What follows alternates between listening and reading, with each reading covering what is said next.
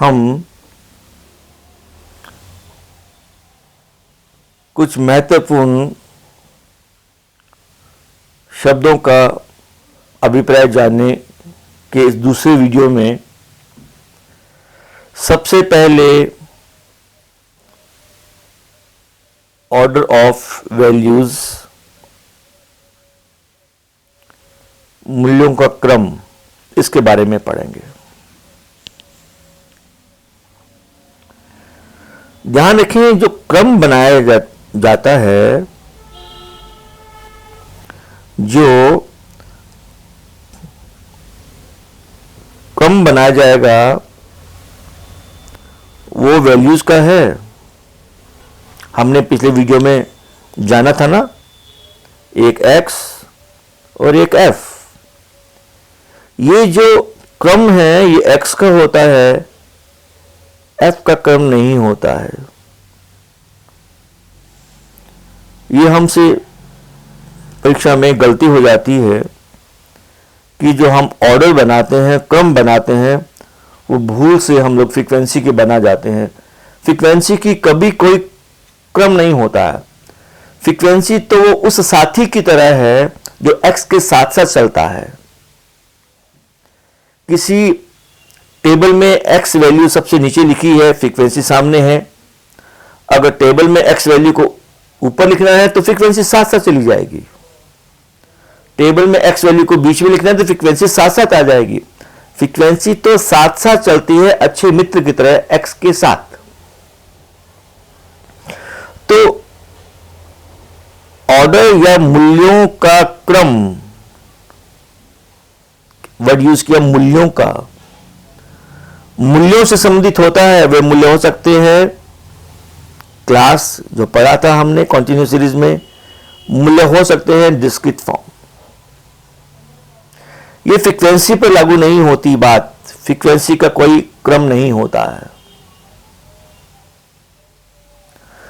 दो तरह से क्रम बनता है मूल्यों का, आरोही क्रम, अवरोही क्रम। आरोही का मतलब असेंडिंग ऑर्डर, अवरोही का मतलब डिसेंडिंग ऑर्डर। जब सबसे ऊपर सबसे छोटा मूल्य लिखा जाता है, उसके बाद में बड़ा मूल्य और अंत में सबसे बड़ा मूल्य, इसे कहते हैं आरोही क्रम। और अगर सबसे पहले सबसे बड़ा मूल्य लिखा जाए, उसके बाद में उससे छोटा मूल्य लिखा जाए, लास्ट में द स्मॉलेस्ट वैल्यू कम्स, इसे कहते हैं अवरोही क्रम या डिसेंडिंग ऑर्डर। 1 2 3 4 5 6 7, सबसे छोटा सबसे पहले, ये हुआ असेंडिंग ऑर्डर। 9 8 7 6 5, ये हुआ डिसेंडिंग ऑर्डर, सबसे बड़ा सबसे पहले आ गया। माइनस जहां होता है, आपको ध्यान रखना चाहिए, माइनस में सबसे बड़ा वैल्यू कौन सा होगा, लार्जेस्ट वैल्यू कौन सा होगा माइनस में। मैं आपसे पूछता हूं, एक है -9, एक है -20, -20। अब बताइए लार्जेस्ट कौन सा है। मैं अगर ये लिखूं कि वैल्यू 9 और 20, फिर पूछूं लार्जेस्ट कौन सा है, तो आप तुरंत बता दोगे ये वाला। मैं -9 और -20 लिखता हूं तो लार्जेस्ट कौन सा हुआ, बताइए।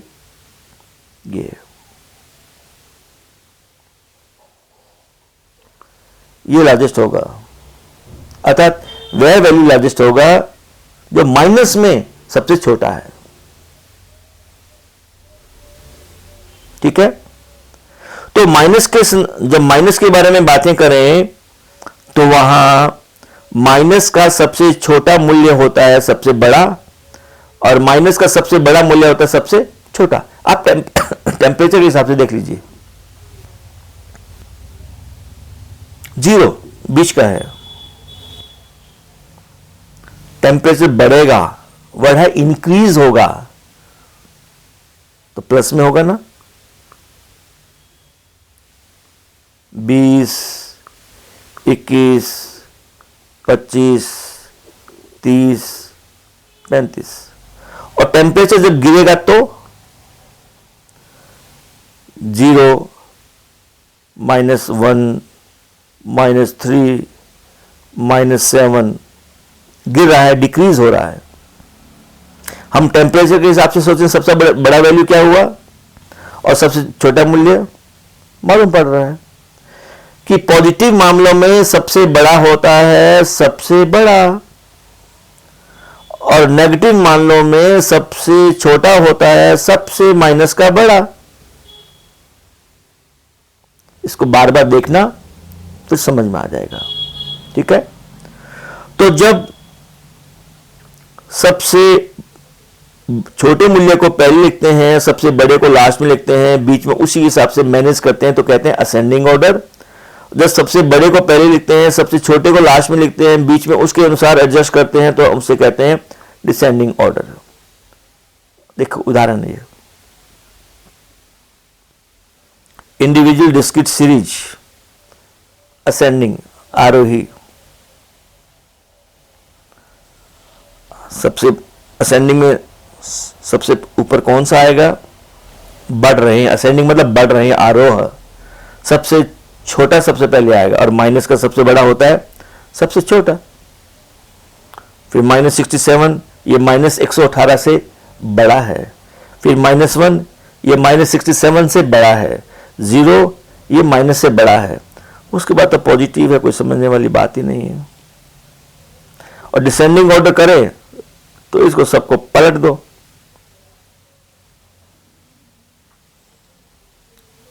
चाहे इंडिविजुअल सीरीज हो चाहे डिस्क्रीट सीरीज हो, एक सी बात होती है। एक सी बात क्यों होती है? क्योंकि यहां फ्रीक्वेंसी का ऑर्डर नहीं होता, यहां केवल वैल्यूज का ही ऑर्डर होता है। और हमने पढ़ा है इंडिविजुअल सीरीज और डिस्क्रीट सीरीज में वैल्यू तो सदा ही खंडित रूप में रहते हैं, है ना। कॉन्टिन्यूस सीरीज, ये ऑर्डर गलत लिख दिया, सीरीज वर्ड होना चाहिए। कॉन्टिन्यूस सीरीज में असेंडिंग ऑर्डर का मतलब सबसे छोटा वर्ग, छोटी क्लास।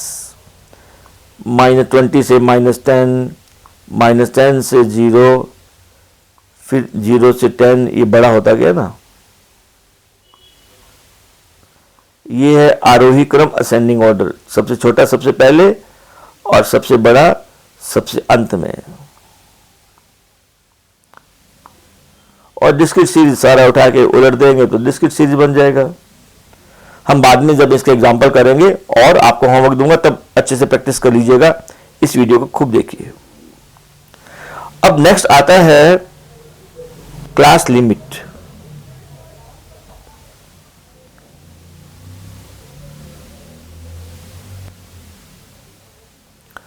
वर्ग विस्तार, ये भी वैल्यूज पे लागू होता है और वो केवल क्लास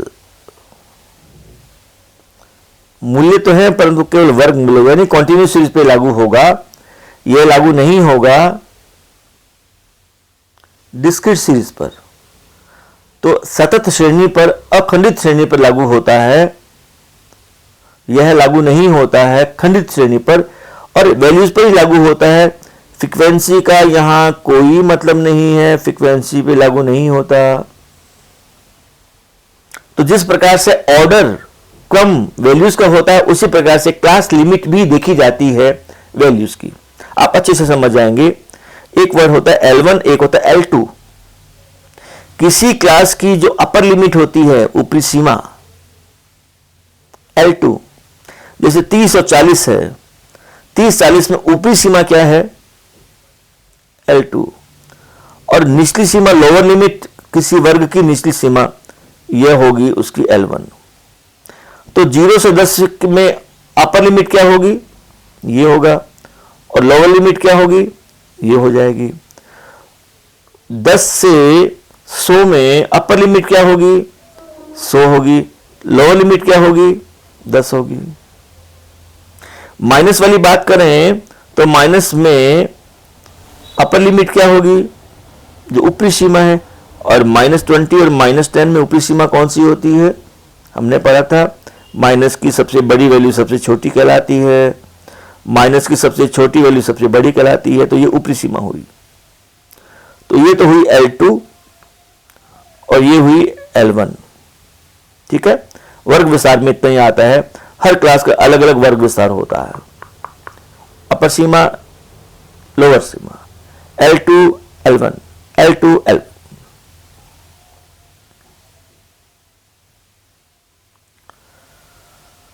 अब नेक्स्ट डेफिनेशन पे आते हैं, वर्ग अंतराल, क्लास इंटरवल। ये भी वही बात, क्लास वैल्यूज पे है, वो भी क्लास वर्ग मूल्यों से संबंधित है। यहां फ्रीक्वेंसी का कोई मतलब नहीं है, फ्रीक्वेंसी का कोई यूज नहीं होता। ये कैलकुलेशन भी सिर्फ वैल्यूज पर होती है, वो भी क्लास वैल्यूज पर। इससे हम वर्ग अंतराल को आई से व्यक्त करते हैं, इन difference interval, class interval, I का मतलब इंटरवल।